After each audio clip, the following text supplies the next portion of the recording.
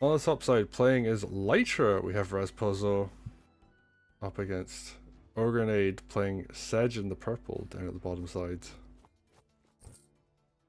So I'm intrigued to see how this matchup's going to go. I mean, Sedge obviously playing for that late game. And this map, I guess you could say it's not really like a stally map, but it's definitely like a grindier map. So, see Sedge putting in some work here. But Lytra, there's a bunch of terrain for Lytra to play with. You've got that abyss tile, obviously, in the center, but a bunch of mountains and forests around, so... And some flagstone. We can see some fun Lytra plays coming out. Although, that said, it's incredibly difficult to actually see a Lytra do something, I guess you could say, like, noteworthy. And, ooh, Air Trooper being aggressive on this side. Very early, actually. Yeah. And we saw, like, last time where you would let that village get captured and then the air trooper would capture the hideout and then build a thief to steal that village. And Rasposo is just skipping that step entirely, going, you know what? I'm just gonna capture the village before you do. Yeah.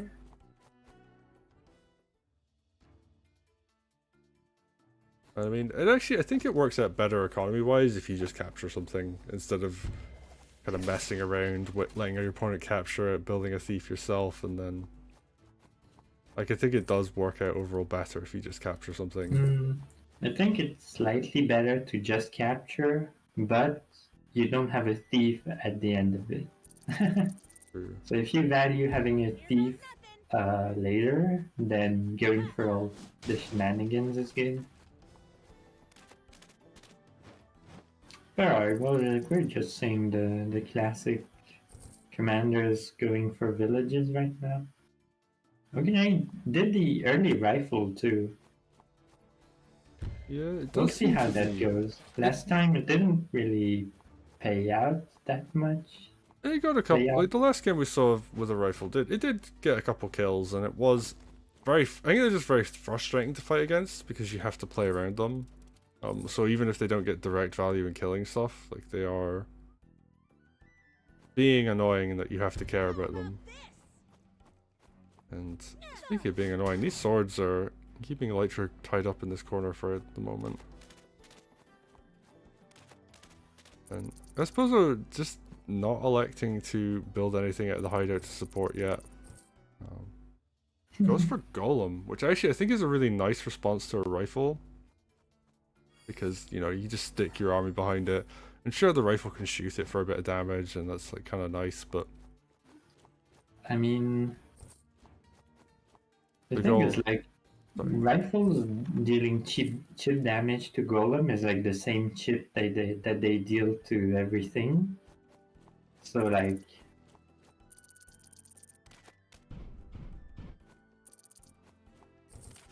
They deal the 10. Yeah. I guess, what was it, 15 on crit?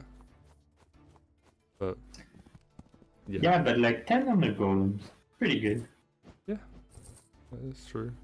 But I guess if, you know, it shoots that dog, it's going to have to reload in a couple turns, but... The Golem is just going to walk up and shrug off, like, most of what's going to get thrown at it. Although it's being very conservative, actually.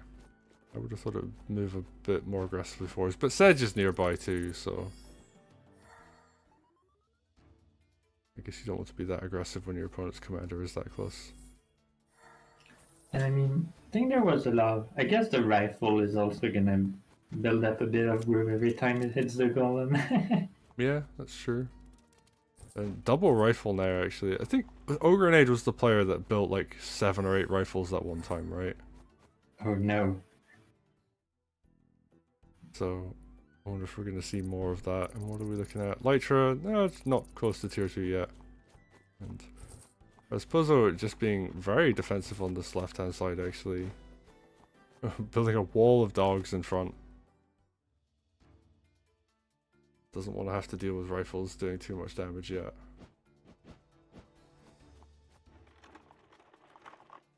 Let's see. Yeah, big line has formed, and OgreNade has like control of the center point. So I'd say they have a slightly better position here. And when you're holding a position like this, you have to watch out for burst grooves that can like break a position. Lytra at tier 2 is one of them. Although we'll see if the groove gets there. Yep.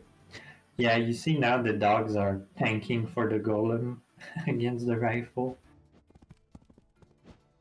Yeah, I guess you don't want to like be throwing down mage heals or something just to keep the golem healthy. We'll leave that option just to kind of like run forward and burst. And we see OgreNade setting up. In theory, the thief could just walk and steal from the stronghold even. I don't know if we'll actually see that happen, but okay, golem gonna walk forwards, do some damage. No, because of the chip doesn't finish that village actually. Yeah. Ooh, but yeah, Rasposo, they're going in pretty heavily here. Maybe they just feel a bit frustrated about the situation, and I guess like Lytra just hasn't really had much of an opportunity to do much. And here we see the third rifle is out now as well, actually, so we see a lot of gunfire here.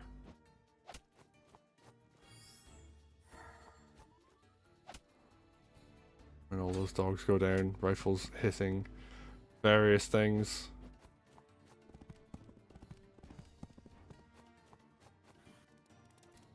Yeah, very patient play from OgreNade, which, I mean, you know, you're playing Sedge. Yeah. Yeah, Sedge wants this game to go longer. And Lytra's just been sitting back. Hasn't really done that much. And okay, slowly moving into like a more aggressive position, but yeah, we're seeing Rasposo just kind of back up. And this is like a much slower, grindier game. But OgreNade, I think, will eventually move forward. And ooh, gets the thief steal. And that's like the real kicker of trying to push into a village in front of a hideout. Yeah. It is like the one thing you don't want to do when the game is that stable is like don't give your opponent. It's basically a free thief steal at this point. And, you know, giving your opponent free stuff, generally not the best.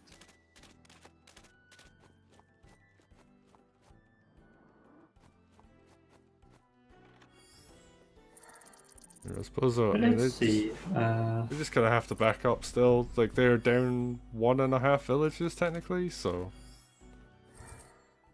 Yeah, Rasposo probably has to like engage at some point. They have they are the ones on the timer. OgreNade is playing Sedge, so they're just gonna be content with building up the armies and their rifle count.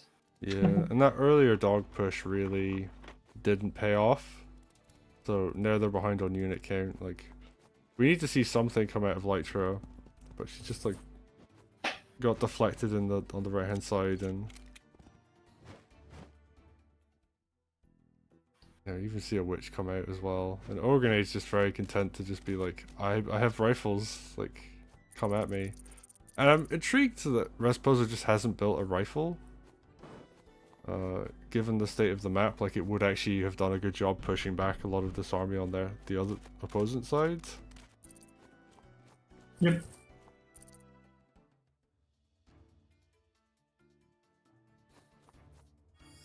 Yeah. I mean, OgreNade is now applying pressure to the stronghold, so and I have to be careful about that. Yeah, and we see rifles starting to chip away, build a bit more groove for Sedge, and yeah, he will eventually get tier 2, even if it's just a case of like having to sit back and shoot with guns. I mean, it's also that since you're building up the unit count, once the fight starts, you're gonna build up group. Oh, but there we go. Lytra tier 2 on their own allies to project the night crit. Pretty nice. Yeah. Opens a gap, kills a mage. And yeah, the only anti-air left is that one witch, which if it goes for the harpy, it will die because there is a mage covering it. So, oh, but the knights take down the barracks. Oh, that's really big. Yeah, And their Sedge Sedge is starting to have a field day. yeah. Gonna see a lot more units go down here, I think. Ooh, suicide? Dragon? Okay. Yeah. Dragon reached. I think that might be game, especially because like there's a rifle with a crit on the spear into the north as well. Yeah, So. and Lytra just used Groove. Oh wow, even more damage coming out here. And yeah, that's the risk when you go in. But I mean, Lytra kind of had to go in, so Yeah, I think what I'm seeing at this map is it favors like a kind of much slower, grindier style, using rifles and pushing on the front with the rifles on it.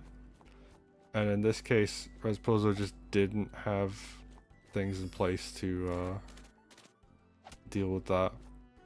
yep. It also really favors like early control. So it can feel a little suffocating when you're losing because you have no control. But if you let the game state become that way, then it's a bit too late, you know? You have to do stuff before it happens. But I mean, Rasposo got a decent counterattack this turn, especially on the right. We'll see how that goes. Because like there's a lot of just dogs, but dogs don't really fight knights too well. Yeah, there are 3 knights, however, so I think they're gonna be okay. Even seeing dog crits kill other knights. Never mind, I forgot that dogs do fight knights very well. How Yeah. could I? Actually, there were 4 knights on the right hand side, so yeah, those 2 knights getting taken down by a combination of units that are not particularly good against them, like dogs and mages, but Oh, and this is the real finisher. yeah, tier 2 on Sedge. This is going to be a fairly short game, I think. Ooh, Hex comes in. Why are you using the hex, not Sedge grooving? Ah, they're doing it wrong.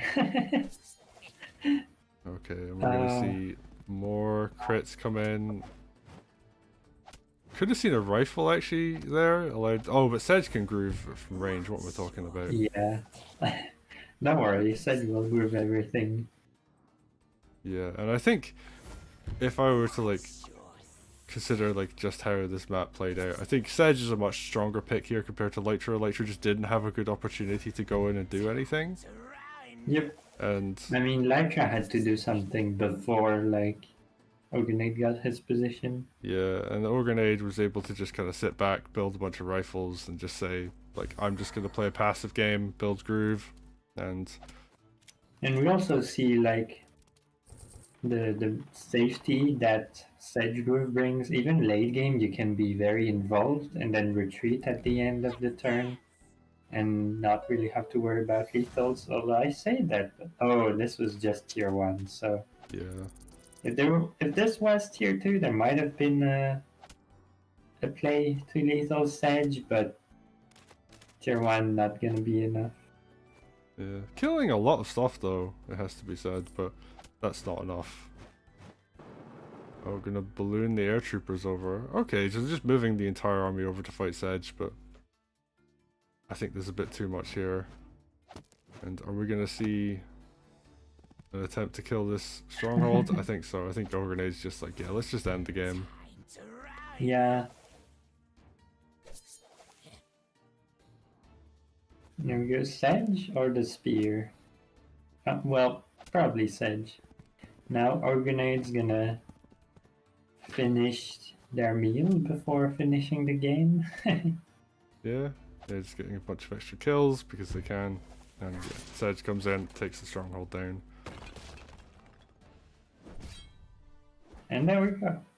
Yeah, and yeah, OgreNade was just like, I'm gonna sit back, I'm gonna grind it out, and then we're gonna call it there. And I mean, I think they executed the Sedge game plan pretty well. yeah, and this is Especially since they got like somewhat of a lead early. And then once you get that, you just have to hold it until you can guarantee the win with Yeah. your groove.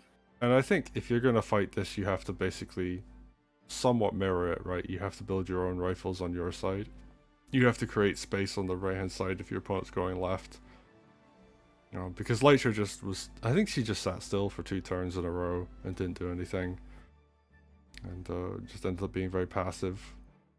And I thought like the idea behind the golem was good. It's like you kind of build it, you push up a bit, but there just wasn't really units to go with it. And those rifles were just very scary, and I think Lytra just doesn't really work on this map, is what I would also say.